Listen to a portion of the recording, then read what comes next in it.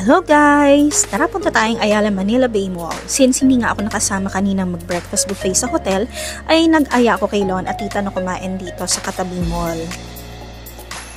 Ayan nga lang pala yung hotel namin, yung Seda. Super lapit and walking distance lang dito. At nag-crave nga pala ako sa food ng Genki Sushi. Pang sushi at nigiri muna ang ating cravings as of the moment. Light lunch muna ang peg natin. The last time we dined in at Genki Sushi was more than a year na din sa SM North EDSA pa yun. Dito nga pala you have to connect to their Wi-Fi and scan the QR code na ibibigay sa'yo to see their full list of menu.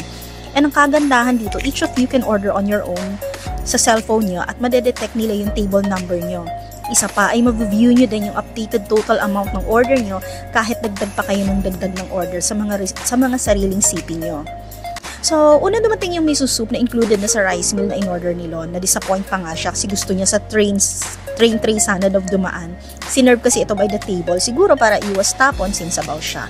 Meron din silang built-in mini faucet na ganito.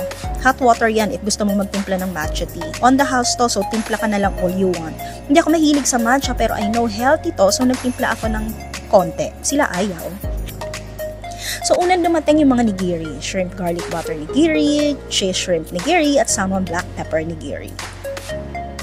Sobrang sarap nitong mga to, kala mo maliit lang, pero mabubusog ka din eh.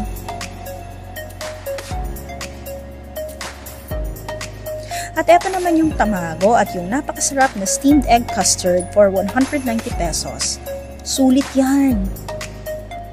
Eto talaga yung uulit-ulitin mo dito. Nag-order din nga pala ako ng mapapapak na fried salmon steam for 140 pesos. This goes well with the steamed egg custard.